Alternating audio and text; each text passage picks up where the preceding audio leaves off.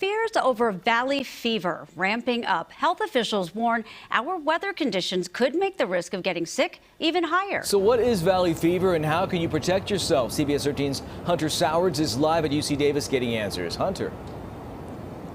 Yeah, it is that historic rainfall coupled with the dry weather we've seen in recent months that's really driving this surge in cases. And no, it is not just Fresno and Bakersfield that have to worry about this disease. In fact, one man is urging people right here in Sacramento to take the disease seriously. You need to understand that valley fever cases are increasing, and the increase isn't in Kern County. A plea from one valley fever survivor. It's in the surrounding counties in the Central Valley all the way up into Sacramento. Living with severe complications from the disease. So I am literally ground zero for valley fever in California. Born and raised here.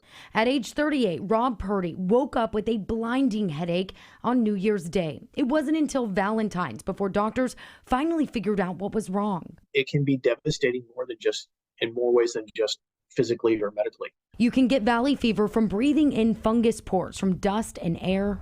That fungus lives in the soil in certain climates. Top health officials now warning our wet winter, followed by dry, dusty weather, is the perfect storm of conditions to fuel a surge. The spores from that fungus can come up into the air and be breathed in by people who are at risk. Dr. Stuart Cohen with UC Davis Center for Valley Fever says Bakersfield and Fresno used to be considered the most at-risk areas. Continues to move further north as the climate changes and gets a little bit warmer.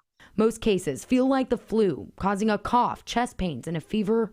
For those with underlying health conditions, it can prove more dangerous. In a small percentage of patients, it can disseminate throughout the body, and most severe is when it causes meningitis. Which is exactly what happened to Rob, survivor, now turned Valley Center Foundation patient program coordinator, with a new mission and message for others. Being your own advocate, asking to be tested.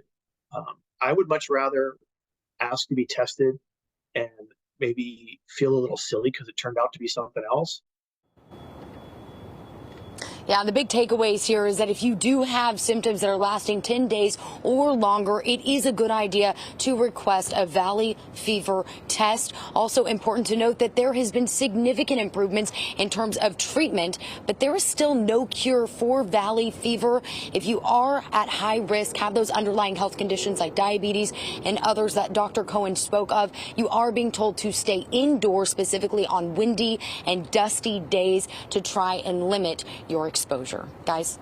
Yeah, I can definitely understand that. You know, Hunter, what comes to mind when you think of this is masks. I mean, we all got used to wearing them, but would a mask help for valley fever?